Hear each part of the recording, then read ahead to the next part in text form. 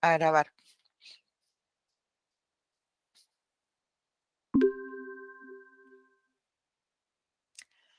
Bueno, buenas tardes. Este es nuestro segundo conversatorio de un ciclo que hemos denominado Chile Constituyente, que es un ciclo que desarrollamos desde la Cátedra de Fundamentos de la Ciencia Política, específicamente motivados y agradecidos al impulso de nuestro estudiante Francisco Javier Córdoba, eh, que ha permitido hacer este puente entre las personas que están trabajando en Chile en el proceso constituyente y personas que estamos aquí en Córdoba, movilizados, interesados en conocer y embebernos de los problemas que están enfrentando a partir de este proceso constituyente y de pensar entre todos y contribuir a resolver problemas para que se pueda avanzar en libertad, en defensa de derechos, en defensa de la tierra,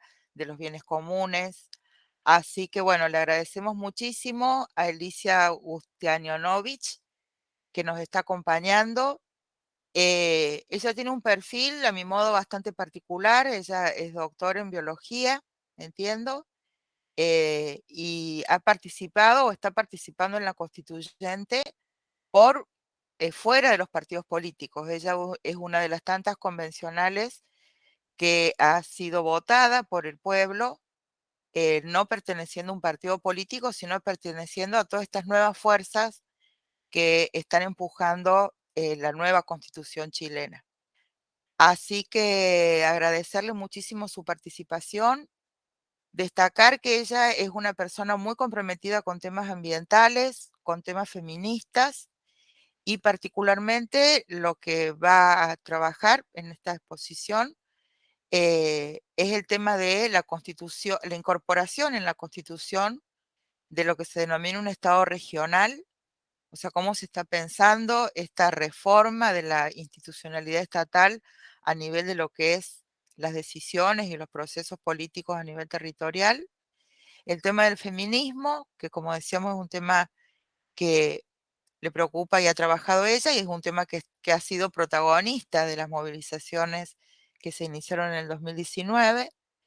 Y también la idea es que aporta algunas cuestiones que tienen que ver con cómo se ha trabajado en la Constitución, en la constituyente, en torno a temas tales como, bueno, todo lo que implica eh, la elaboración de una nueva constitución, ¿no? Entiendo que también has participado en la comisión de normas transitorias que implican, bueno, el ajuste entre las nuevas propuestas, lo que sería la nueva institucionalidad y lo que es la institucionalidad que va a transformarse, ¿no?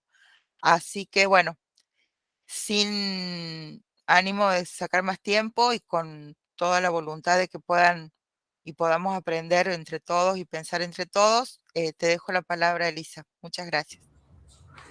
Muchísimas gracias, Cecilia, por la invitación, a Francisco Córdoba también, bueno, a todas las personas que han propiciado este espacio de conversación, intercambio también de la experiencia constituyente chilena. Creo que hay muchos aprendizajes que sacar de este momento que se ha abierto acá.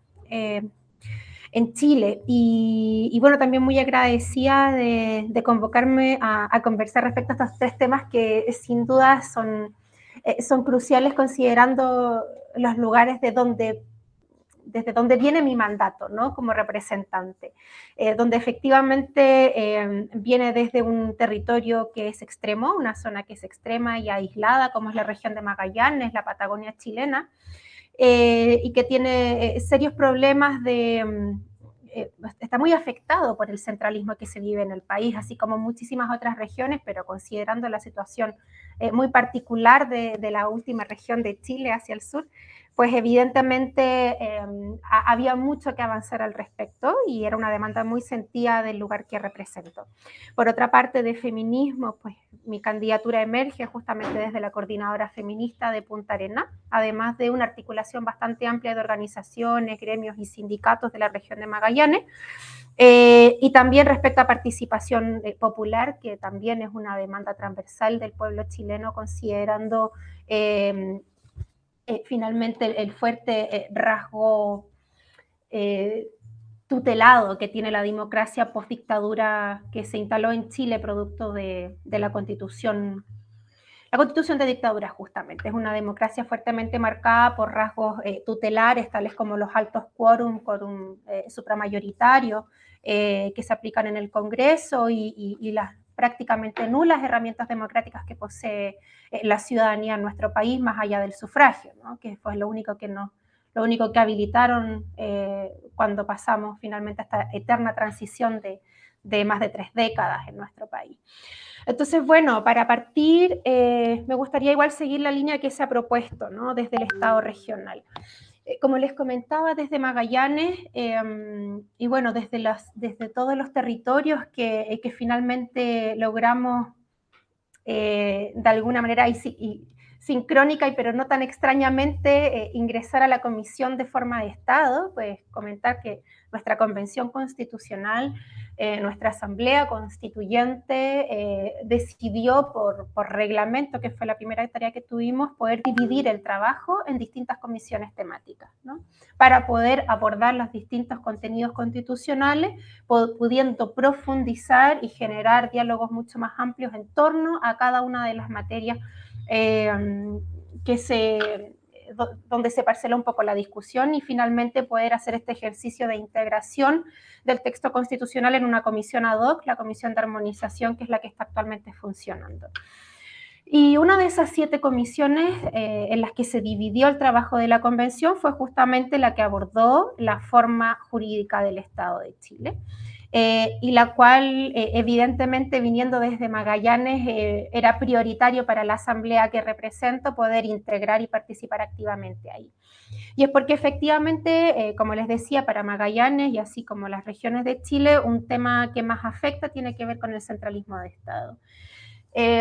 Donde nosotros tenemos una figura de Estado unitario en la Constitución actual, donde no necesariamente se sabe por experiencia comparada con un Estado unitario necesariamente va ligado a un Estado centralista. Existen Estados unitarios fuertemente descentralizados, pero lamentablemente para la historia chilena el concepto de unitario viene arraigado con una inercia fuertemente centralista, donde por mucho que se ha intentado plasmar políticas de descentralización en nuestro país y donde efectivamente es un concepto que está presente, ¿no?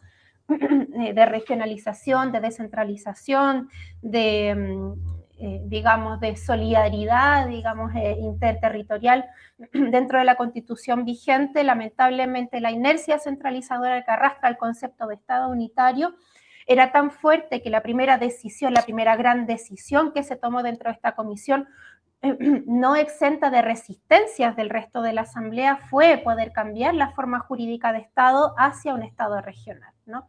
Esa fue la primera gran decisión que se tomó dentro de esta comisión, con la correspondiente acción política que hubo que hacer dentro de la Asamblea para poder encontrar justamente la venia de los 2/3, porque efectivamente nos encontramos todas personas de regiones integrando la Comisión de Forma de Estado, a diferencia, por ejemplo, de la Comisión de Sistema Político, que concentró principalmente gente o personas representantes de la zona central y la región metropolitana, ¿ya?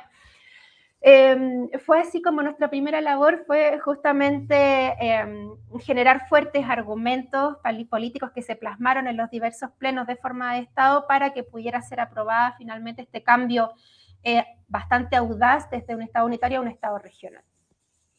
Y que fue una amplia coincidencia dentro de la comisión. Un Estado regional donde finalmente la demanda principal evidentemente tiene que ver con la descentralización, pero también con la desconcentración de los poderes, porque efectivamente lo que sucede en nuestro país es que la división que tenemos basada en regiones y en provincias son divisiones meramente administrativas, es decir, cada una de las regiones y las distintas comunas que componen el Estado de Chile son divisiones donde solamente se permite administrar las decisiones que se toman en Santiago y los recursos que se traspasan desde Santiago, que además son tremendamente limitados. El estándar OCDE que tenemos respecto a la distribución de los recursos fiscales es superior al 30%, va entre 30 y 40%, y en Chile no llegamos ni siquiera al 14% de los recursos fiscales que se traspasan directamente hacia las entidades subnacionales. Entonces teníamos fuertes argumentos para poder afirmar la necesidad de hacer este cambio audaz hacia un Estado regional. Y ya habiendo logrado afiatar ese primer pilar, pues lo que vino posteriormente es poder perfilar finalmente lo que significa, ¿no? Lo que significa avanzar en autonomía hacia los territorios. Y desde ahí comenzamos a configurar todo el contenido de esta nueva forma jurídica de un Estado regional y ir diseñando las regiones autónomas, las comunas autónomas y cuáles eran las características, cuáles iban a ser las nuevas atribuciones, las nuevas competencias que tienen que traspasarse a cada una de estas entidades subnacionales. Y eso evidentemente avanza sustantivamente en lo que tiene que ver con la autonomía política, la autonomía administrativa, y nos faltaba una tercera patita que tiene que ver con la autonomía fiscal. Eso fue una de las batallas grandes también que tuvimos que dar dentro de la Asamblea respecto a la autonomía fiscal, porque efectivamente la inercia centralista estaba también muy presente dentro de la convención y hubo mucha resistencia a soltar ese poder, ¿no? Porque lo que estamos haciendo no es sencillamente descentralizar, sino que efectivamente desconcentrar, sacar el poder de Santiago. Y la gente que entró finalmente a la Comisión de Sistema Político tenía otra configuración dentro de su cabeza, ¿no? Vamos a distribuir los poderes, vamos a desconcentrar el poder, pero dentro del Congreso, sacándole poderes al Ejecutivo, distribuyéndolos de una manera más equilibrada, democratizando el ingreso dentro del Congreso Nacional, pero jamás pensaron que nosotros íbamos a sacar no solamente una desconcentración de poderes en el Estado central, sino que además hacia las regiones y hacia las comunas autónomas. Entonces, bueno, ya además sacarles recursos, sacarles financiamiento a Santiago para administrarlo directamente en los territorios, pues evidentemente fueron gritos en el cielo.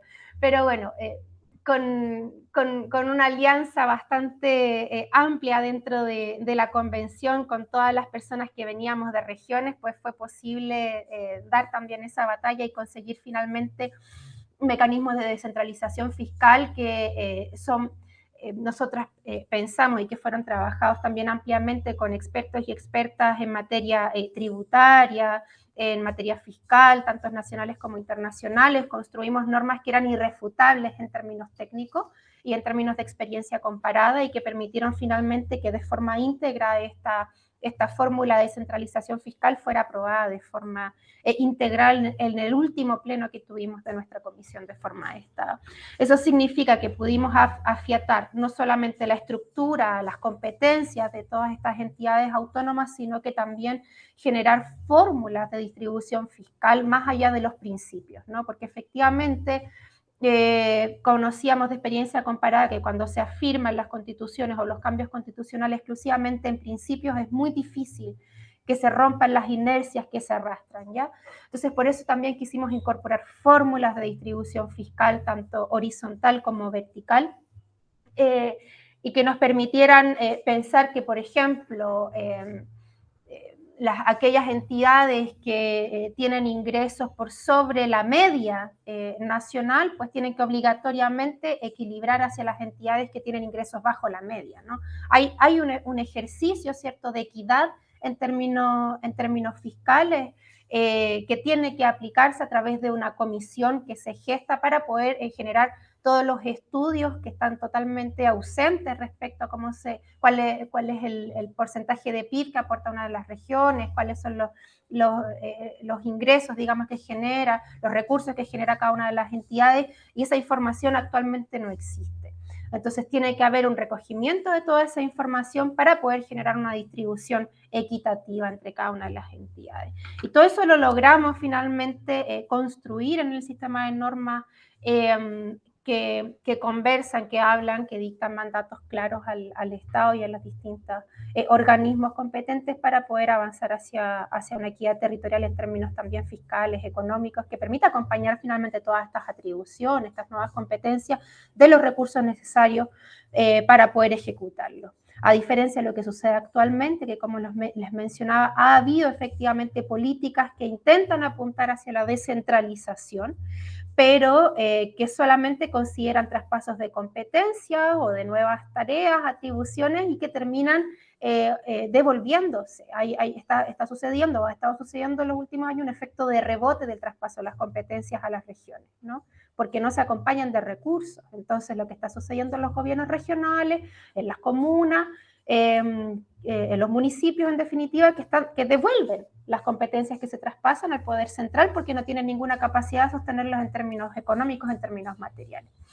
Entonces, bueno, eso es un tremendo logro que logramos incorporar dentro del capítulo de forma de Estado y que va a significar efectivamente una transformación radical en términos de la superación de las inequidades territoriales y un avance sustantivo en términos de autonomía política, administrativa, financiera y fiscal, tanto para las comunas y las regiones autónomas. Y voy a conectar eso también con una innovación tremenda en términos constitucionales para Chile que tiene que ver con la plurinacionalidad, ¿no? La plurinacionalidad también tiene una traducción en el capítulo de forma de Estado mediante el reconocimiento de las autonomías territoriales indígenas. Más que el reconocimiento, una vía para poder gestar y crear territorios autónomos indígenas, ¿ya? Mediante un mandato al legislador, por cierto, y todo un procedimiento que tiene que cumplirse mediante consulta indígena y bueno, la ley que tiene que crearse para poder habilitar este reconocimiento a territorios que pueden ser administrados de forma autónoma por los diferentes pueblos indígenas que cohabitan en el territorio chileno. Entonces, bueno, como les digo, actualmente tenemos divisiones de carácter exclusivamente administrativo, que son solamente las regiones, las provincias y las comunas, y ahora avanzamos a una transformación sustantiva donde vamos a tener divisiones que son efectivamente autónomas, donde contamos las regiones, las comunas y las futuras autonomías territoriales indígenas, ¿sí? Eso en términos de estados regionales, la nueva configuración que se ha plasmado en el nuevo texto. Ahora, ¿cómo se conecta eso con la participación popular? Bueno, efectivamente quienes venimos, sobre todo quienes venimos desde un lugar autónomo o independiente de partidos políticos, ¿no? Pues portábamos con un mandato muy fuerte respecto a la ampliación de la democracia, a poder avanzar hacia una democracia plena. Los partidos sin duda también, los partidos de izquierda también, ¿no? Pero sobre todo los lugares que venimos desde lugares organizados, desde la sociedad civil, organizaciones sociales, feministas, populares, comunitarias, pues somos quienes más nos hemos visto carentes de herramientas para poder incidir dentro de las decisiones que afectan la vida de los comunes, ¿no? A diferencia de los partidos que se organizan para disputar el poder donde se toman las decisiones, nosotros venimos de espacios organizados de la sociedad, donde nuestros propósitos no tienen que ver con la disputa de los poderes, digamos, constituidos, sino más bien organizarse en función de resistir frente a la precarización de la vida que ha conllevado el orden constitucional vigente, que es prácticamente un Estado subsidiario donde se ha privatizado todas las esferas de la vida. Entonces, en ese organizarse para resistir, en ese organizarse para tratar de mejorar las condiciones de vida de las comunidades, en ese organizarse para poder resistir frente a las amenazas extractivistas y, en fin, un sinnúmero de causas sobre las cuales hemos estado durante años activando, pues una de las demandas más fuertes era poder dotar a nuestra democracia de herramientas ciudadanas que nos permitan incidir de manera directa, de manera vinculante o de otras maneras, digamos, dentro de los espacios de toma de decisiones. Entonces, claramente eso se plasma en herramientas bastante macros y que vienen también desde experiencia comparada sin duda, pero que efectivamente estábamos muy atrás acá en Chile, y que hemos logrado incorporar, tales como la iniciativa popular de ley, como la iniciativa derogatoria de ley, ¿cierto? Que son herramientas altamente efectivas que han sido ya hace muchos años probadas en otros países y que nos permiten evidentemente dotar de más herramientas a la ciudadanía para poder incidir sobre todo en la labor legislativa. Eso por una parte, pero hay otras cosas fundamentales que atraviesan también la discusión de Estado regional, ¿ya? Y que tiene que ver con el ejercicio de la autonomía, donde no es suficiente, donde dijimos y anunciamos, no basta con dotar de autonomía a los poderes regionales, al poder político regional o al poder político comunal, sino que también necesitamos dotar de herramientas democráticas y de incidencia a las comunidades. Y es por eso que esas discusiones también estuvieron presentes a la hora de configurar las comunas autónomas, de configurar las regiones autónomas, los gobiernos regionales y los gobiernos comunales, básicamente. Y donde quisimos, además, elevar a rango constitucional órganos que solamente habían aparecido en los últimos años vía ley, la ley 20.500 de participación ciudadana, por ejemplo, que crea la figura de los consejos sociales comunales o los consejos sociales regionales, y quisimos elevarlo a rango constitucional, las asambleas sociales comunales, y los consejos, digamos, sociales regionales, que son instancias de representación de las organizaciones de la sociedad civil y que inciden directamente sobre estos órganos de representación política, tales como los gobiernos regionales y gobiernos comunales. Les elevamos de rango constitucional para que efectivamente tengan mayor poder de incidir dentro de las decisiones de lo público. Elevamos también a rango constitucional las juntas vecinales y las uniones comunales de juntas vecinales, ya que son, efectivamente, tienen una historia bastante antigua dentro de las organizaciones de la sociedad civil, básicamente, y que pre-dictadura eran organizaciones tremendamente incidentes, muy organizadas, conectadas con el territorio desde los distintos sectores, ¿cierto?, de una comuna, que se organizan en función de mejorar las condiciones de vida de un sector de la población, de cada uno de los sectores de las divisiones, de las subdivisiones de un territorio. Y es así como decidimos también elevar las juntas vecinales a rango constitucional para que efectivamente tengan mayor incidencia entre las decisiones.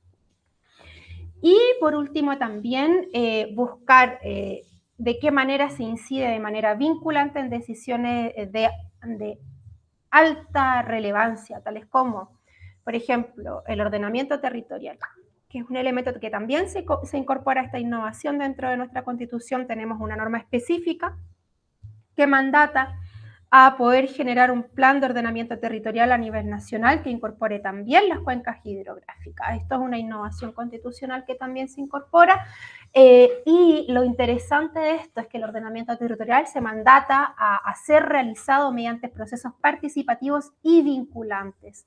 Entonces eso también efectivamente va de la mano con todo aquello que fuimos demandando, principalmente desde los bloques populares de la Convención, para poder tener más herramientas ciudadanas para incidir en cosas tan importantes como cómo se distribuye nuestro territorio, cómo se planifica el territorio. Y eso evidentemente viene muy de la mano con las demandas socioambientales, donde vemos que finalmente la calidad de vida se ve fuertemente afectada por cómo se emplazan finalmente todos estos proyectos extractivistas al lado finalmente de las zonas que están urbanizadas, donde hay emplazamientos habitacionales, donde está empeorando la calidad de vida de las comunidades producto de esta nula planificación de los territorios, ¿ya? Y eso de la mano, por cierto, con la incorporación de las cuencas hidrográficas y con toda la nueva institucionalidad ambiental y también ligada a la administración del agua, ¿no? Del recurso hídrico, que va de la mano con una planificación en base a cuenca. Bueno, y para eso como en materia, los temas vinculantes más importantes, sumado a una participación vinculante en la construcción de los estatutos comunales y regionales. Y por último, comentarles respecto a las demandas feministas, lo que pasa es que yo lo dejo un poquito para el final porque nosotras como feministas llevamos muchos años digamos, en este último ciclo, en esta última ola feminista que ha aprendido tanto en Latinoamérica como a nivel global.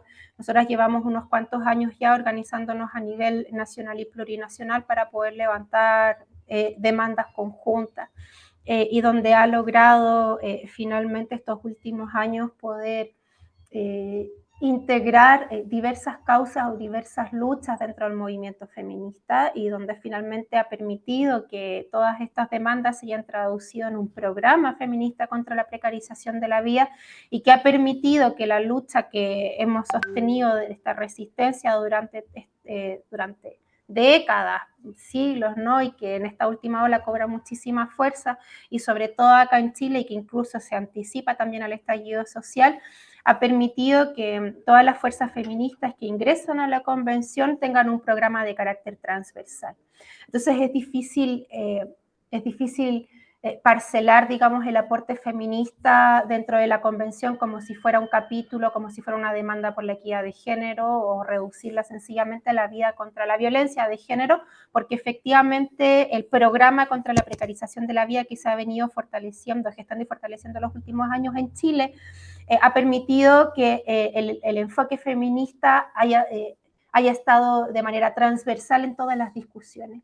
Y es por eso que finalmente uno puede ver la pluma feminista tanto en las normas ligadas a derechos sociales, a derechos fundamentales, donde vemos finalmente un sistema nacional de salud que tiene enfoque de género, donde se incorporan los derechos sexuales y reproductivos, donde se considera la interrupción voluntaria del embarazo, donde tenemos también el derecho a la educación sexual integral, donde tenemos enfoque de género en el Sistema Nacional de Educación, donde tenemos enfoque, ¿sabes? Como tenemos un pilar muy fuerte puesto también en los derechos fundamentales y con énfasis en derechos sociales, también en las políticas de vivienda, que tiene que aplicarse también un enfoque de género, por ejemplo, en generar soluciones habitacionales para personas que sufren violencia, ¿no? Pero también tenemos un lente feminista puesto en principios, tenemos un lente feminista puesto en el sistema de justicia que tiene que tener perspectiva de género y un principio de interseccionalidad a la hora de aplicarse la justicia en nuestro país, donde tenemos también un enfoque de género puesto incluso en forma de Estado, querámoslo o no, las discusiones están atravesadas también por las necesidades de las mujeres que efectivamente en zonas extremas, en zonas aisladas, son las que sostienen la vida, las que la pasan peor, producto de las políticas centralistas, ¿no? Porque la precarización de la vida se sabe que afecta en mayor medida a quienes están sosteniendo la vida por, sabemos, los roles históricos de género que nos toca sostener. Y hemos hecho nuestra también la demanda por la descentralización y la desconcentración del poder, generando también, evidentemente, esta conexión indisoluble que vemos finalmente de la alianza patriarcado-capital y donde finalmente las relaciones patriarcales tienen que ver, o la lucha contra el patriarcado, la lucha antipatriarcal, pasa también por desmontar estos aparatajes que generan desequilibrios, inequidades, desigualdades, y donde finalmente vemos que la lucha contra el centralismo también pasa por romper esas inequidades que tenemos del centro hacia las otras regiones, hacia los otros territorios. La inequidad territorial pasa también con visiones para nosotras, ¿no? Para visiones también patriarcales de cómo ejercer el poder.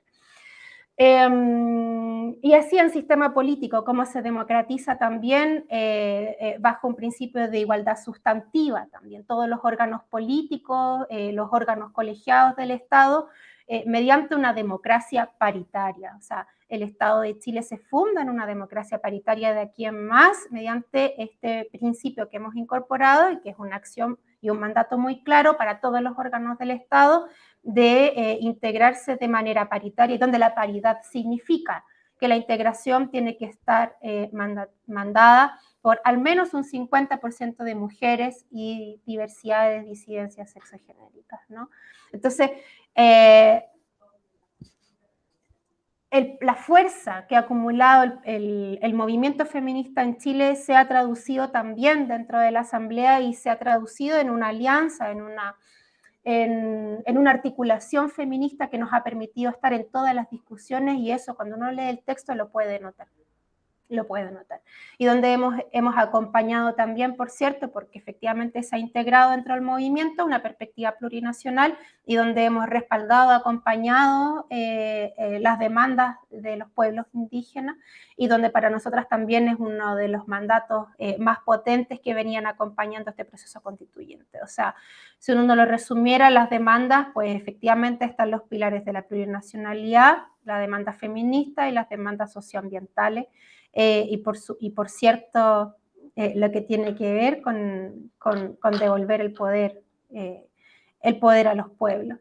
Entonces, a mí me parece que con ese marco, digamos, de acciones o de mandatos que vienen desde esos distintos sectores que se encuentran finalmente dentro de la convención, se ha logrado configurar una convención que contiene todos estos elementos y que hemos logrado transversalizarlos tanto por la articulación feminista como la presencia de escaños reservados de pueblos indígenas que también estratégicamente se han distribuido en todas las comisiones para llevar estas discusiones a todas las materias, y donde finalmente cuando uno lee el texto, bueno, todavía falta la armonización, logra encontrar todos estos elementos en cada uno de los capítulos de manera transversal. A mí me parece que por ahí ya se hace una idea bastante general de estas tres temáticas que me han convocado a conversar, y bueno, cedo ahora entonces el espacio para poder hacer preguntas e ir profundizando en otras materias que ustedes quisieran comentar o consultar respecto al texto constitucional, y tal vez de normas transitorias si fuese de interés de alguien para comentarlo igual. Muchas gracias. Bueno, excelente como has logrado presentarnos todo este trabajo en estas distintas áreas con sumo detalle, brevedad, relevancia. Muy agradecida por tu exposición. Bueno, entre las personas, ¿hay alguna pregunta, algún comentario, algún pedido de aclaración? Acá se me ha planteado. Por acá, profesora. Sí, Francisco. Ya, bien. Bueno, me sumo a las felicitaciones de Elisa, que gana de poder desarrollar un speech como el de ella. Vamos a trabajar para eso, realmente súper bien. Tengo bueno, hay un montón de cosas que todavía no he podido averiguar bien de la cosa más tras bambalinas, algunas cuestiones, y quiero preguntarte sobre el área de la representatividad. Voy a ir para ese lado. Y lo hemos conversado nosotros en clases, de que al menos nosotros en Chile, y le he contextualizado a las compañeras y profesores, tuvimos como una incapacidad del sistema de partidos de canalizar durante mucho tiempo las demandas sociales, y esto terminó, es cierto, desbordándose por estructuras por fuera, en el estallido social, y la experiencia constante de los movimientos sociales durante muchos años le dieron capacidad de muy breve tiempo organizarse y competir a la par con los partidos y tomarse gran parte de la Convención Constitucional.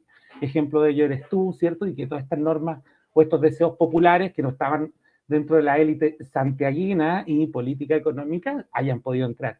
Entonces, sé que hubo una discusión de tratar de que nuevamente los movimientos sociales pudieran competir electoralmente a la par con los partidos, es decir, transformar estos movimientos sociales en estructuras de representatividad. Conversando con un compañero decía, bueno, cuando un movimiento social entra al Estado, ya deja de ser movimiento social. Entonces, puede ser de que, ¿cómo se dio esa discusión y cómo lo ves tú en la proyección de la experiencia que hemos tenido, y aquí me subo arriba del carro, ¿cierto? De poder colocar representantes de las estructuras territoriales politizadas, organizadas, en esto de la nueva constitución? ¿Tenemos ahí alguna posibilidad? ¿Quedó alguna llave? ¿Hay alguna grieta que podamos nosotros ahí trabajar o quedó ya todo en manos del Congreso? Bueno, ¿respondo o juntamos preguntas? ¿Respondo al tiro? ¿Hay alguna otra persona que quiera hacer algún comentario o pregunta?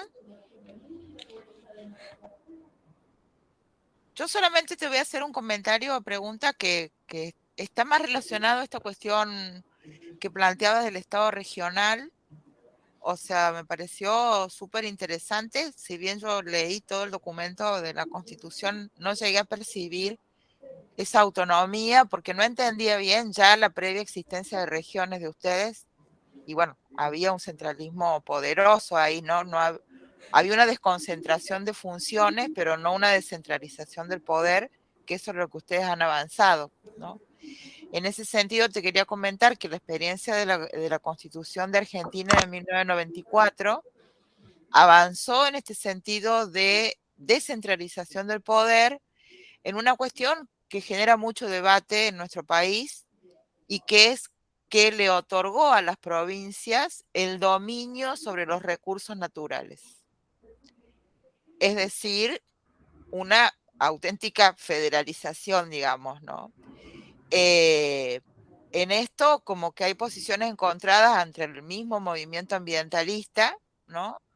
Porque algunos vemos que esta desconcentración del poder, descentralización de los recursos naturales o bienes comunes, como nos gusta llamarlos a nosotros, a las provincias, es una cuestión importante porque permite una dinámica de tensiones entre el Estado Nacional y las provincias, que en el caso, por ejemplo, del uranio, que está totalmente en manos de la Comisión Nacional de Energía Atómica, es decir, está centralizado, no deja ningún juego y las decisiones se imponen en todo el territorio sin mucha posibilidad de participación, sin ninguna posibilidad de participación. Y otros que ven a esto como una cuestión de feudalización, ¿no? Como que esta entrega a los territorios, a las provincias, es como una pérdida de poder del Estado centralizado, visto como una cuestión progresista, en contra de provincias como feudos de distintos representantes, ya sea electos o no, pero bueno, que tienen una estructura mucho más dominial en el sentido de cerrada en sus provincias. Así que bueno, esto es toda una cuestión de este tema de la descentralización y la centralización en Argentina. Yo no sé si ustedes avanzaron algo en relación a este tema de los recursos y la descentralización. Eso. Gracias, Cecilia, por la pregunta. Es compleja, pero voy a intentar dar respuesta igual en función de las discusiones que se dieron en la convención.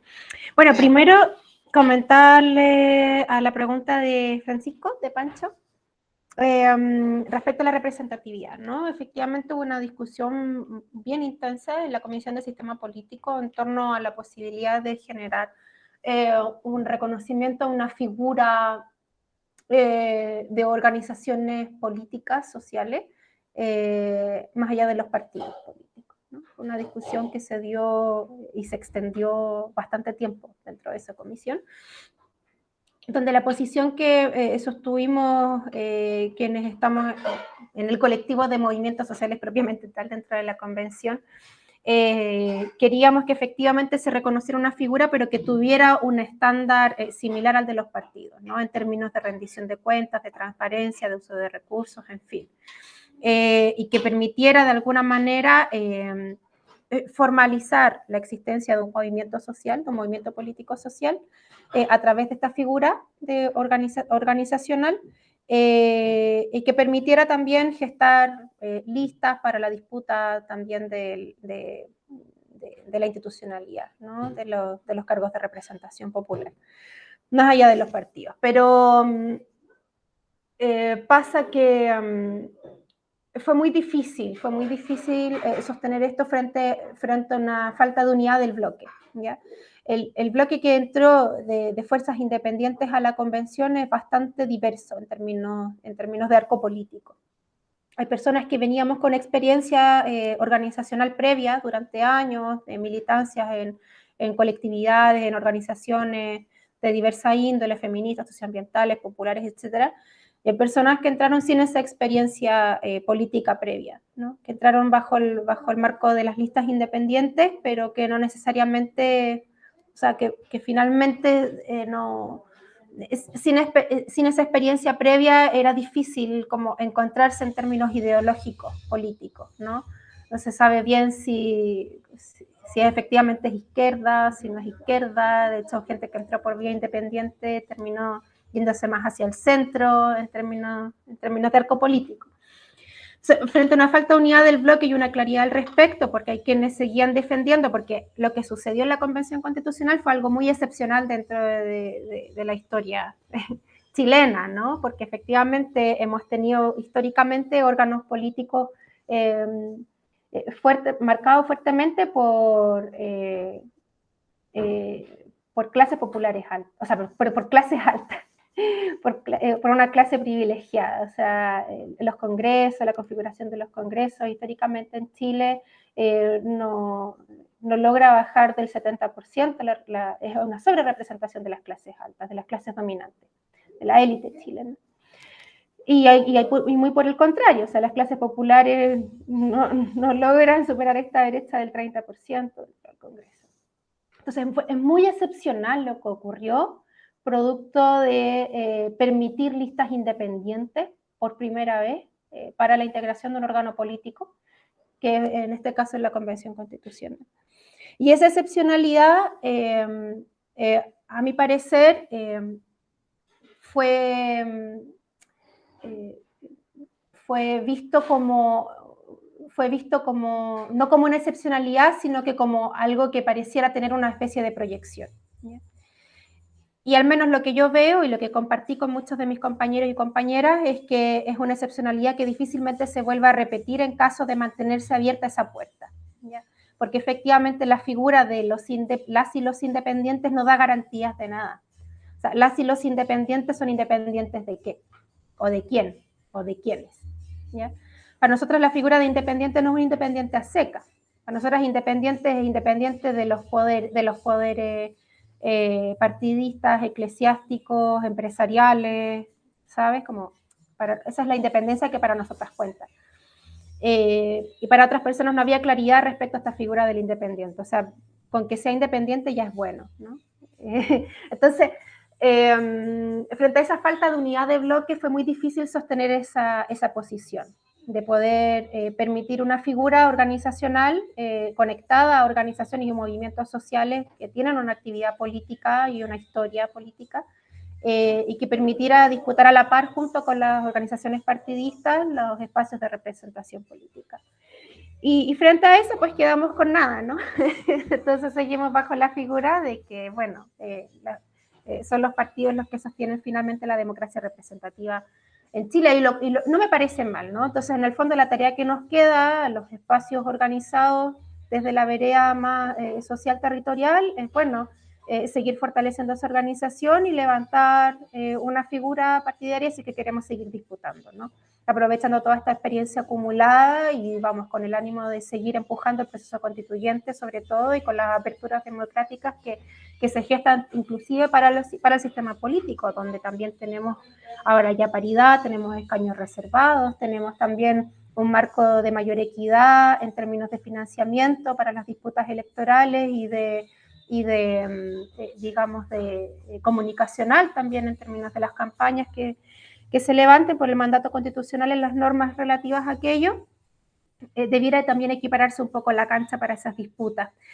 Entonces eso como para comentar un poco a Francisco la pregunta que había hecho respecto a la representatividad y donde efectivamente, o sea, si acá tenemos una crisis de legitimidad, pasa porque efectivamente han habido tendencias a la corrupción, a la evasión, a tráficos de influencias, a muchos casos, ¿cierto?, emblemáticos que han estado sucediendo las últimas décadas en nuestro país. Pero también pasa porque efectivamente la Constitución tiene al Estado amarrado en una camisa de 11 varas, ¿no? O sea, ¿qué posibilidades tiene un Congreso de hacer su labor con quórum supramayoritario, ¿no? ¿Qué posibilidades tiene de hacer una labor de cambio constitucional con un quórum de 2/3, una reforma constitucional con un quórum de 2/3? O sea, vamos, que también habían amarres que justifican la inercia o la inacción. lo podrían haber hecho mejor, sin duda lo podrían haber hecho mejor. O sea, uno desde la vereda independiente, autónoma, tiene solo críticas a la labor del poder político de los últimos 30 años. O sea, por algo estalla, ¿no?, la situación en Chile. Por algo estalla la situación en Chile, y por eso hay una crisis de legitimidad brutal. O sea, un Congreso que no logra superar el 2% de aprobación. Entonces, claro, pero eso debiera transformar con la nueva apertura democrática que se configura en el nuevo texto, ¿ya? Entonces, desde ahí, nuestra tarea es avanzar a que efectivamente podamos ir transformando no solo desde afuera, desde los espacios de resistencia y el empuje y la tensión desde fuera, pensando desde los espacios organizados de la sociedad civil, sino que también desde la disputa hacia esos espacios de poder para poder ir empujando desde dentro también esas transformaciones, ¿ya? Y bueno, y respecto a la pregunta de Cecilia sobre el Estado regional, efectivamente hubo también esa tensión, ¿no? Como, vamos, hay quienes todavía querían mantener la inercia, vamos, la figura del Estado unitario, no querían salir del estado de confort de lo que significa un Estado unitario, porque efectivamente la figura del Estado unitario permite mantener la concentración del poder, y eso efectivamente para quienes están en el poder es algo con una situación de ventaja, una situación de privilegio, ¿ya? Y por otra parte estaba ya en el otro extremo la figura del Estado federal, como tienen ustedes en Argentina, ¿ya? Y poder dar un salto cuántico, un Estado unitario, un Estado regional, un Estado federal era totalmente inviable para Chile, y desde ahí que se escoge este término medio del Estado regional, ¿no? Donde tiene algunos elementos del federalismo, pero se mantiene la unidad y la integralidad del Estado, pero hay muchas capacidades, muchas facultades que se traspasan a estas entidades subnacionales, manteniendo la unidad constitucional y manteniendo el control central de determinadas cosas. Y lo pienso principalmente en lo que dice relación con los recursos naturales, que es lo que pregunta Cecilia. Y efectivamente, seguramente con los años van a ir sucediendo algunas otras cosas, como lo que sucede en Argentina. Hay que ver cómo se sigue desarrollando, porque fue una tremenda lucha que se dio dentro de la Comisión de Medio Ambiente, Derechos de la Naturaleza y Modelo Económico. Una de las 7 comisiones que se configuraron en la convención fue la de Medio Ambiente, ¿no? Y donde se dio esta fuerte discusión de poder crear, es que sencillamente eso, crear la figura de bienes comunes naturales, que era inexistente en la Constitución actual, ¿no? O sea, ni siquiera eso teníamos configurados los bienes comunes naturales. Absolutamente, como les decía en otra oportunidad, en nuestro país la figura del Estado subsidiario privatizó absolutamente todas las esferas de la vida, incluso el agua es tratado como un bien privado, un bien privatizable, y de hecho todos los derechos, los caudales de todas las cuencas hidrográficas de nuestro país están otorgados y sobreotorgados. Hay una sobreotorgación de derechos de aprovechamiento de aguas que se tratan como si fuesen un bien privado, y además están sobreotorgados los caudales. Hay más caudal entregado de lo que realmente existe actualmente en las cuencas hidrográficas. Entonces, fue una tremenda lucha de poder generar esta figura de los bienes comunes naturales inapropiables, ¿ya? Y poder hacer un traspaso desde esta figura tan nefasta y perversa como es los derechos de aprovechamiento de aguas, que se tratan como si fuesen un bien privado y que se transa en la bolsa de valores, hacia autorizaciones de uso, ¿no? Y de carácter inapropiable. O sea, se otorgan estas autorizaciones de uso bajo un principio de distribución en base a prioridades de uso, donde el derecho humano al agua es lo más prioritario, el sostenimiento de los ecosistemas y, bueno, lo que va quedando, las actividades empresariales y económicas que se quieran desarrollar. Y logramos dejar solamente 2 cosas como bienes comunes naturales inapropiables en esta Constitución, porque fue muy difícil hacer ese traspaso, ¿no? O sea, imagínate la resistencia que hay del poder económico empresarial en Chile frente a la siquiera posibilidad de poder extraerle los derechos de aprovechamiento de agua que ostentan desde la dictadura, que fueron otorgados gratuitamente y a perpetuidad, y heredables, ¿ya? Fue una lucha tremenda. Entonces logramos dejar 2 cosas, el agua y el aire. Y queda abierta la figura, ¿no? Bienes comunes naturales, por ahora inapropiables, el agua y el aire, y esperemos poder ir incorporando más elementos a futuro. Y ahora estos bienes comunes naturales efectivamente son de carácter estratégico. O sea, en un contexto de crisis hídrica, yo veo muy difícil que, por ejemplo, el dominio se pueda entregar a las entidades subnacionales. así como de forma plena, ¿no? Porque efectivamente acá en Chile el tema hídrico, el tema de crisis hídrica es una brutalidad. Hay gente que no tiene agua para beber, que no tiene agua para ducharse, que no tiene agua para las necesidades básicas. Hay comunidades enteras que están secas, sin agua, los ríos secos.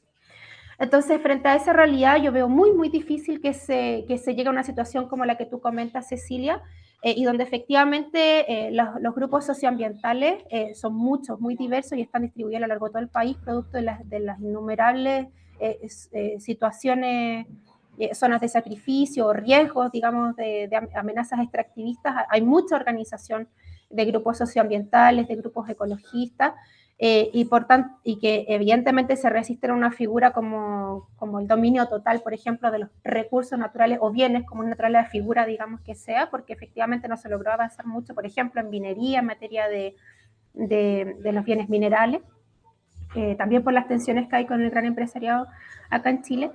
Pero por lo mismo, hay una tensión muy grande en relación a eso, donde efectivamente hay mucho temor a que finalmente las políticas tal vez estatales o regionales, por ejemplo, puedan ser incluso más dañinas que las iniciativas privadas, por decir de alguna manera. Pero yo creo que la base efectivamente es poder ejercer una autonomía en términos también del manejo de los recursos, pero siempre con ciertos límites. Y creo que esta constitución ha dejado bien marcados los límites en función también de las demandas socioambientales y ecológicas que están plasmadas en la nueva constitución, ¿no? Partiendo por derechos de la naturaleza, partiendo por la creación de tribunales ambientales a nivel regional, también por estas nuevas institucionalidades del agua, la Agencia Nacional del Agua, que tiene que encargarse de una distribución equitativa de los caudales, y así un sinnúmero de otros elementos de carácter orgánico, institucional, como de principios también, y de mandatos al Estado para generar estos marcos de protección y sostenimiento también de los ecosistemas,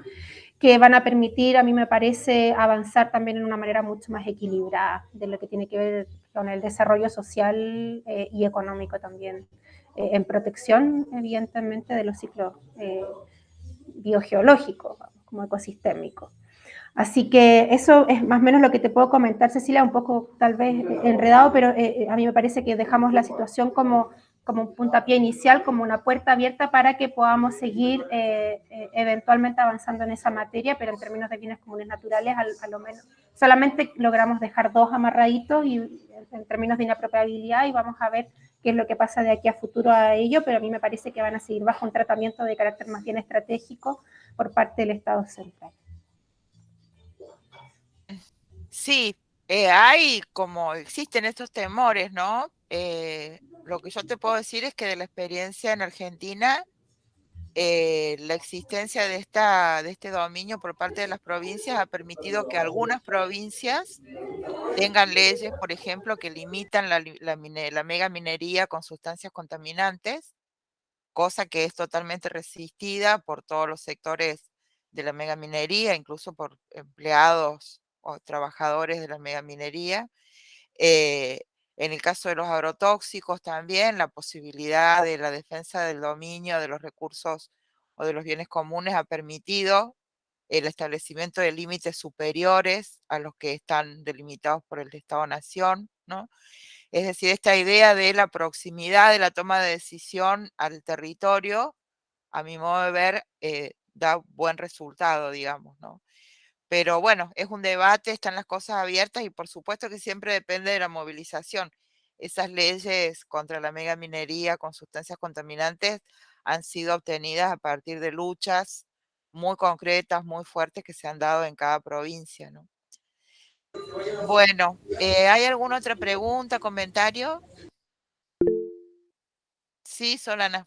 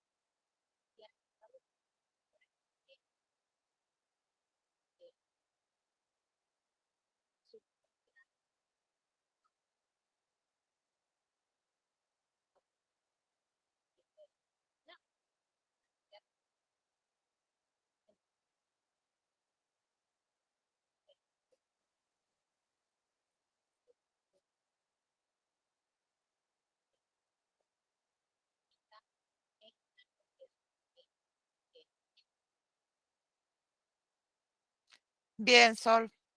¿Alguna otra pregunta, comentario? Sí, sumado a Sol, buenas tardes, Elisa, muchas gracias por tu tiempo.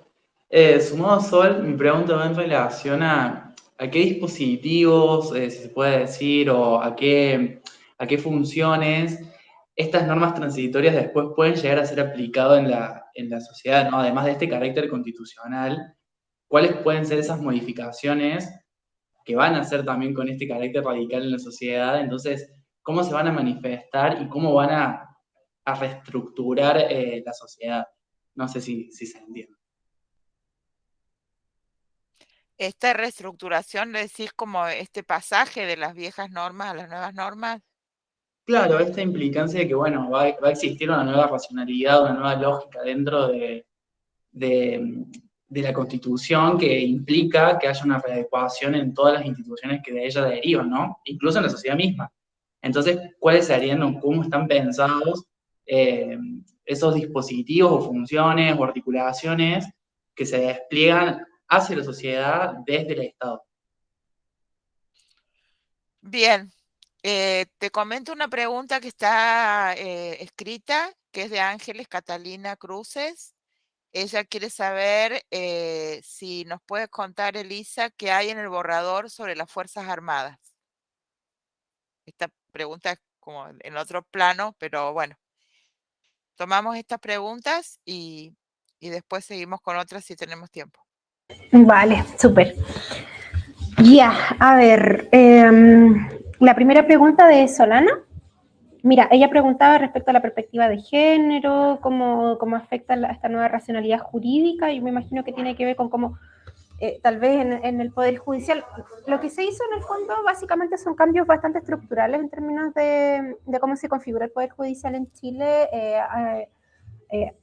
frente a la falta de reformas estas últimas décadas ha quedado muchos tribunales especializados, eh, fuera de una visión más integral del Poder Judicial. Hay tribunales que, por ejemplo, no están un poco disociados, y lo que se ha logrado es, por ejemplo, juntar todos estos tribunales especializados en los tribunales administrativos, se configura una forma mucho más íntegra, se incorporan estas perspectivas de género, un principio de interseccionalidad, el principio de pluralismo jurídico, y que evidentemente esto pasa por poder capacitar a todo el personal que trabaja finalmente en el Poder Judicial chileno para que puedan aplicar estas perspectivas a la hora de realizar sus labores, los juicios, las defensas, en fin, para poder ir avanzando en términos de igualdad sustantiva en la aplicación de la justicia, ¿ya? Porque acá la percepción efectivamente en Chile es muy mala respecto a cómo se ejerce la justicia. Hay una sensación de injusticia a la hora de acceder a tribunales frente a cualquier tipo de caso, de demanda, en fin. En cómo se tratan finalmente los casos relativos a violencia de género, a violencia contra las mujeres. En general hay procesos de revictimización, procesos muy violentos que violentan mucho a las víctimas. Entonces, es necesario poder aplicar aquello, y efectivamente desde una perspectiva interseccional, porque no es lo mismo ser mujer que ser mujer indígena, que ser mujer indígena migrante, que ser, vamos, como es necesario también tener esa perspectiva interseccional, y eso pasa por poder generar las capacitaciones pertinentes en todo el sistema para que se aplique una justicia con esos enfoques, ¿ya? Y lo mismo con el pluralismo jurídico, o sea, tomar en consideración también esas perspectivas interculturales respecto a las distintos pueblos, naciones que cohabitan el territorio, para que se tengan en consideración a la hora de llevar a cabo determinados casos que involucren a personas de pueblos indígenas, ¿ya?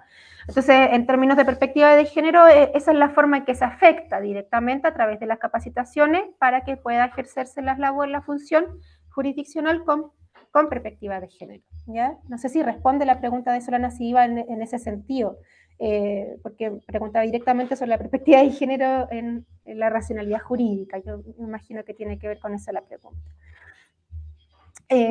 ¿Sí?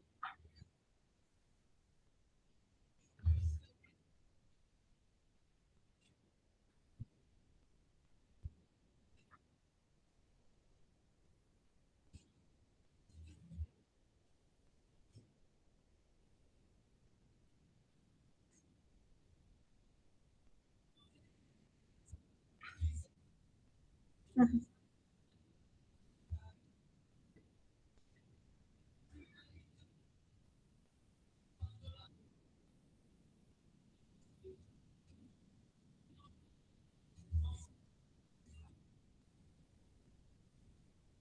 Buenísimo.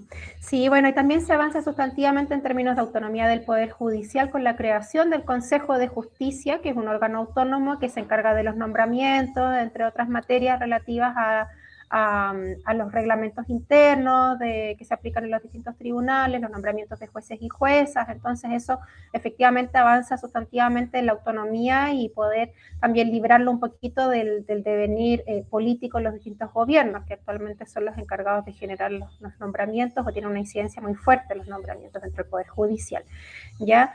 Entonces hay transformaciones bien importantes dentro de los sistemas de justicia en Chile, sumado también a estos principios y perspectivas que se incorporan para poder ejercer con mayor igualdad sustantiva a la justicia en Chile. Un pequeño paréntesis en relación a este consejo. ¿Lo han definido en la Constitución su conformación o queda sujeto a una legislación?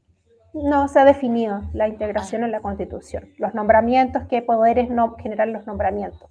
Ya hay las rotaciones, los años de permanencia, que son escalonados, en fin, todo ese mecanismo está incorporado también en la norma constitucional del Consejo de la Justicia. Bien, porque en Argentina hemos tenido problemas con la generación de las leyes para establecer el Consejo de la Magistratura, que se llama aquí, y bueno, hay como idas y venidas en torno a eso.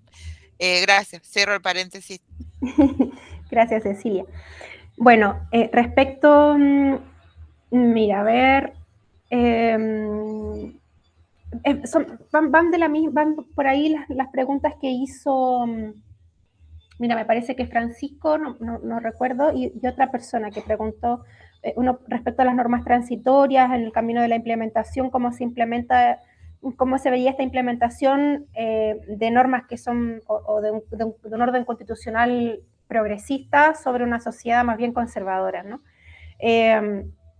Y por otra parte preguntaban cómo se manifiestan todas estas modificaciones y reestructuraciones, las nuevas lógicas en la sociedad. Yo no sé si estamos dentro de una sociedad conservadora o finalmente el mensaje hegemónico que se transmite producto de la acumulación de poder tiene una tendencia conservadora o conservadurizante sobre la sociedad. Porque a mí no me explico si es que efectivamente fuese una sociedad conservadora el porqué de un estallido social, ¿no? ¿Por qué una revuelta social en Chile? ¿Y por qué un apruebo tan mayoritario, o sea, un 80% de la población vota un apruebo por un cambio constitucional? Por cambiar el orden constitucional, o sea, eso no es un reflejo de una sociedad conservadora. Una sociedad conservadora no quisiera cambiar nada, sino que conservar lo que tenemos actualmente vigente. Entonces, me parece que los cambios, como esta nueva lógica, esta reestructuración va muy de la mano con necesidades urgentes y muy mayoritarias por parte de la población, o sea, muy deseadas de forma mayoritaria por la población. Entonces, no creo que haya resistencia a estos cambios. O sea, las resistencias vienen de otros lugares, ¿no? Desde las cúpulas de poder vienen las resistencias, desde los grupos hegemónicos, desde los grupos empresariales, desde ahí vienen las resistencias. Y esas resistencias evidentemente son peligrosas, por eso es muy importante hacer los cambios de manera secuencial, de manera gradual, pero una gradualidad que también tenga una cierta audacia, un cierto acelerador, porque efectivamente hay muchos sectores de la población que lo están pasando muy mal en Chile, ¿no? Y eso producto de las carencias de derechos fundamentales, de derechos sociales básicos. Estamos hablando de carencias en términos de salud, de educación, de vivienda, soluciones habitacionales que llevan durante años o décadas siendo postergadas. Entonces, yo creo que por parte de la sociedad no van a haber resistencias, sino que las resistencias vienen de otro lado, por eso va a ser muy importante y por eso han cobrado tanta relevancia y ha sido tan mediática la labor de la Comisión de Normas Transitorias, porque nosotras estamos generando una programación temporal de esos cambios, de la habilitación de esos cambios, ¿ya? Y lo que más nos hemos preocupado finalmente son de los temas más urgentes, porque en un sistema de normas transitorias hay normas de carácter general, ¿cierto? Que son las tradicionales que se ocupan en los cambios constitucionales, tales como la entrada en vigencia de la nueva constitución, la recepción del derecho anterior para que no nos quede un vacío normativo, ¿cierto? La canalización de las normas contrarias a la constitución cómo se realizan estos cambios, quiénes son los órganos encargados, si va a haber alguna vía de poder, no sé, por ejemplo, hacer un tratamiento especial a la inconstitucionalidad sobrevenida, conceptos que fui aprendiendo dentro de esta comisión, es decir, aquellas normas que son contrarias, cómo las declaramos inconstitucionales, ¿no? Si va a ser como una derogación tácita de esas normas o generamos una vía para poder solicitar su derogación vía Corte Constitucional, por ejemplo, ¿no? Porque en definitiva todo el cambio de la normativa queda en manos del Poder Legislativo, o sea, el Poder Legislativo es el que tiene que generar las adecuaciones, las modificaciones, las derogaciones y las nuevas leyes, ¿no? Entonces, claro, era muy importante hacerse cargo de las generales que abordan como la totalidad de la normativa, pero también abordar los temas específicos y ponerles urgencia.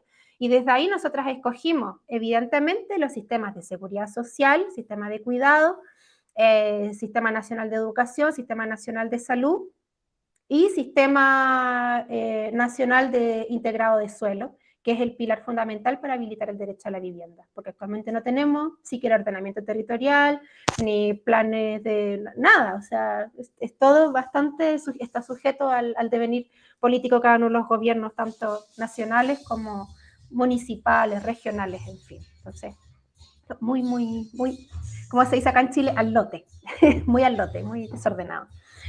Y a eso le pusimos plazo, a la habilitación de esos sistemas. Primero un plazo al Ejecutivo para que envíe los proyectos y luego un plazo al legislador para que dicte las leyes, ¿no? Esas son las urgencias. Y la otra urgencia, por cierto, que es el agua. O sea, toda la normativa relativa a los cambios normativos constitucionales respecto al agua, al derecho humano al agua, al estatuto del agua, tienen también plazos definidos para la habilitación de estas nuevas normativas relativas al agua. Y vamos, eso respecto a las transitorias, a las urgencias y qué pasa con el conservadurismo en Chile, pues bueno, eso tiene que ver con finalmente el futuro político del país, ¿no? Cómo se vayan desarrollando los futuros gobiernos, cómo vayan manejando la situación, cómo la sabiduría con la que logran enfrentar, digamos, este pulso o este ritmo entre los avances y las esperas, ¿no? Porque efectivamente hay cosas que van primero que otras, o sea, tiene que también ir de la mano con las normas de descentralización fiscal para que haya más recursos para poder desarrollar y habilitar derechos sociales o la estructura e infraestructura pública en las distintas regiones o comunas, tiene que ir de la mano con todas las reformas y adecuaciones necesarias para que esto vaya caminando a buen ritmo. Así que bueno, de aquí en adelante es tarea política. Así es. Bueno, no sé si hay alguna otra pregunta, pero estamos llegando a la hora que habíamos asignado para la realización del conversatorio. Francisco, sí. Sí, le robo un minutito más a Elisa, que justo estaba leyendo, y sobre el borrador me llegó una duda que va de la mano de esto de los estados regionales y su autonomía. Y hay una parte en la que se menciona a los pueblos y naciones indígenas preexistentes, en la que se puede decir que se le otorga el derecho a la autonomía y el autogobierno. Y esto quizás va con una visión muy centralista del Estado, es que cómo serían resueltos los problemas que surgen a partir de ello, suponiendo en que la garantía de ese derecho a una propia cultura, su identidad, su cosmovisiones, el patrimonio y la lengua, esto citando, ¿no? ¿Qué implicancias tienes en un sentido mucho más macro? Es decir, estas comunidades, al tener esas posibilidades, cómo se conjuga con el resto de la sociedad y cómo es la competencia, no solo constitucional, sino de grados menores e institucionales, para que estos problemas sean resueltos y no sea como un efecto dominó. No sé si me explico. Un efecto dominó en el sentido que genere conflicto y se vea una sociedad conflictiva. Y vuelvo a decir, capaz que esto es mucho de una visión muy centralista en la que todo el poder decae sobre un Estado, ¿no? Bueno, a ver, primero, o sea, como el emblema del escudo patrio es por la razón o por la fuerza. Creo que llevamos siglos yendo por la vía de la fuerza y ahora estamos haciendo un giro hacia la razón, ¿no? Como, es lo que pensamos que es la forma de poder dar solución definitiva, partiendo desde un punto inicial, efectivamente, a un conflicto que arrastra siglos y que tiene que ver con el conflicto que sostiene el Estado de Chile con los pueblos preexistentes. ¿Ya? Y es eso, históricamente se ha abordado por la fuerza ese conflicto a través de la militarización, que es cada vez más aguda, que se ha ido agudizando en los últimos años. Ha habido giros autoritarios muy fuertes en nuestro país, sobre todo con los gobiernos de derecha, y que han agudizado el problema, porque acá hay un problema que no se ha abordado en su fondo y que tiene que ver con el despojo territorial, sumado al sinnúmero de vulneraciones a los derechos indígenas, los derechos humanos hacia los pueblos preexistentes, ¿no? Principalmente el pueblo mapuche, pero no solo el pueblo mapuche, o sea, yo vengo de Magallanes, de la región de Magallanes, que llevó una masacre indígena, una masacre, o sea, fue un exterminio, y sobre todo del pueblo Serna, del pueblo Yagán, son comunidades que han logrado resistir a un paso totalmente violento y sangriento por parte de los colonizadores en esos pueblos australes. Y así vamos con todos los pueblos preexistentes, o sea, Aymara, Yagán, Rapa Nui, Quechua, Yagán, Cernam, Tahuescara, Oniquenca, en fin, hay muchísimos pueblos preexistentes y que han estado en el olvido y una inercia por parte del Estado frente a las diversas vulneraciones que se ejercen producto de siquiera nombrarlos, ¿no? O sea, ni siquiera son nombrados. Y eso es una transformación profunda en la que hemos decidido apostar en este nuevo orden constitucional, partiendo por el reconocimiento, que es el paso mínimo, a poder generar un marco de respeto al derecho indígena, basado también en el derecho internacional, ¿no? Y desde ahí se ha apostado que la mayor vía para poder hacer frente a este conflicto histórico es la restitución territorial. La restitución territorial como pilar fundamental para poder hacer justicia. Porque efectivamente son pueblos que tienen, van arraigados, su cultura va arraigada a la tierra y tiene que haber un proceso de recuperación también, de restitución de las tierras para avanzar también en términos de todas las injusticias que se han cometido con los pueblos preexistentes a la integración del Estado chileno. Tiene que haber también efectivamente otras medidas que avancen en justicia de diversa índole, la justicia epistémica que también lo ha puesto también mucho en valor, mucho en alto nuestra expresidenta Elisa Loncón de la Convención Constitucional, ¿no? que tiene que ver justamente con el derecho a las tradiciones ancestrales, a las prácticas consuetudinarias, el derecho a la lengua, y a que el Estado tome acciones positivas para poder preservarlas, todas las costumbres, la cultura, las cosmovisiones, la lengua de los diversos pueblos. Pero el pilar fundamental está puesto evidentemente en la restitución territorial, y yo creo que eso en el fondo es lo que ha estado presente en dos normas fundamentales, la de derecho a la propiedad indígena, que es una propiedad que se ejerce de manera colectiva, y la norma relativa a las autonomías territoriales indígenas, ¿no? Donde pueden ejercer efectivamente un autogobierno en un territorio delimitado. Y para ello, las normas transitorias, se ha creado una norma particular de carácter transitorio que crea, de forma transitoria, una comisión de tierras indígenas, no recuerdo el nombre, pero una comisión que se encarga específicamente de poder hacer todos estos estudios y levantamiento de información y de datos para poder proponer estas delimitaciones y los territorios que debieran ser restituidos a los distintos pueblos, ¿ya? Y esa es la apuesta. Nosotros apostamos por la vía democrática, por la vía del diálogo, por la vía institucional, a poder dar solución, avanzar en una solución a este conflicto histórico. Y me quedaba una pregunta muy cortita respecto a Fuerzas Armadas. Pues bueno, lo que se hace principalmente en términos de Fuerzas Armadas, muy en resumen, por el tiempo que ya estamos llegando, entiendo, al tiempo de cierre de la actividad, es poder extraer a las policías de las Fuerzas Armadas, porque actualmente Carabineros son parte de las Fuerzas Armadas en nuestro país, y eso genera un efecto de desmilitarización. evidentemente, de las policías en Chile, ¿ya? Y eso se suma a una formación que tiene que tener perspectiva en derechos humanos y perspectiva de género. Y a mí me parece que son cambios sustantivos y fundamentales considerando el nivel de violaciones sistemáticas a los derechos humanos que han cometido las policías en Chile, sobre todo en este último proceso de la revuelta social. Así que eran demandas evidentemente muy, muy, muy importantes. Y que las normas se hacen cargo de aquello, o sea, sacar a carabineros de las Fuerzas Armadas, quedan como policía y desmilitarizadas, y sus formaciones, tanto de las Fuerzas Armadas como de las policías, tienen que tener un fuerte enfoque en el respeto y respeto a los derechos humanos y una perspectiva de género también en su formación. Bien.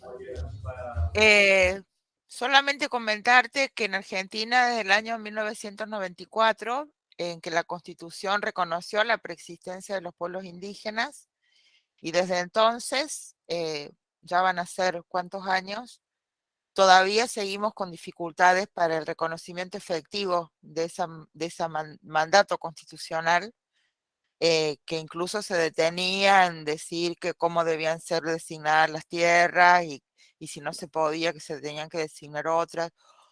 O sea, el complejo artículo que da cuenta de este reconocimiento ha tenido un problema de efectivización enorme. Lo único que se ha hecho es pasar y pasar las exigencias. Se avanzó en una cuestión que tiene que ver con lo que los brasileños llaman demarcación. Acá se llamó, bueno, no me acuerdo cómo se llamó acá, pero tiene que ver con este tema de trabajos de identificación de los territorios que se han venido haciendo, pero esos trabajos de identificación y las carpetas técnicas no tienen impacto registral, catastral, así que sigue abierto esa deuda enorme que sigue costando vidas, sigue costando mucho sacrificio por parte de los pueblos indígenas en Argentina. Y a mi modo de ver, un problema que nunca se ha afrontado es quién se va a hacer cargo de pagar las expropiaciones que se tienen que pagar para que los territorios vuelvan a manos indígenas. Eso es un problema que no se verbaliza siquiera, se hacen leyes que tampoco verbalizan eso y tampoco esas leyes se tratan ni se deciden. Entonces estamos en una especie de limbo en donde los más perjudicados son los pueblos indígenas, por supuesto, e incluso el tema este del dominio de los bienes comunes se usa como parte de responsabilización a las provincias para que se hagan cargo de financiar esta retribución de las tierras. Así que bueno, ahí hay un enorme silencio, ¿no? Al día de hoy no se sabe cuánto dinero tendría que poner cada provincia para que se restituyeran las tierras a las comunidades existentes que están reclamándolas y así frenar el avance de la expansión apropiadora del extractivismo, sobre todo transgénico, que existe en el norte, y del extractivismo en relación al fracking y a la megaminería que existe a lo largo de toda la cordillera, junto ahora con el litio, ¿no? Así que, bueno, podemos conversar, te puedo enviar material sobre todo este dificultoso proceso de reglamentación de la manda constitucional argentina, a ver si podemos de alguna forma cooperar con que no le suceda lo mismo que a nosotros. Bueno, quedamos en contacto, Elisa. Muchísimas gracias por todo lo que nos has expresado, todo tu conocimiento, todo tu destreza institucional que has adquirido en esta práctica de constituyente. Realmente es admirable y bueno, esperamos difundir este video entre nuestros estudiantes, el resto de la comunidad de la facultad y una serie de redes en Argentina y en América Latina que están en el tema de la justicia ambiental, las luchas socioambientales y feministas. Así que, bueno, un abrazo muy grande, un saludo para toda la gente de Chile que está en este proceso y nos seguimos conectando. Estamos organizando el último conversatorio. Por el momento está confirmado el doctor Arias para trabajar el tema de forma de Estado. Atria. Y, ¿qué? Atria. Atria, ¿qué dije? Sí, Arias. Arias, perdón, es que Arias es más común acá en Argentina. Y también estamos tratando de garantizar la presencia de representantes de indígenas para discutir el tema de forma de Estado. Así que bueno, ya le vamos a hacer llegar los links para poder conectarnos. Bueno, muchísimas gracias. Hasta luego. Vamos a dejar de grabar. Ay, muchas gracias, Cecilia, por la invitación. Muchas gracias ahí a todos, a todas, a todos por la atención también y las preguntas ahí, el diálogo fraterno, el intercambio ahí de experiencias. Gracias. Hasta Ahí luego. quedamos. Muchas gracias por tu tiempo. Un abrazo. Me gustaría comentar, dice acá Ángeles, a ver,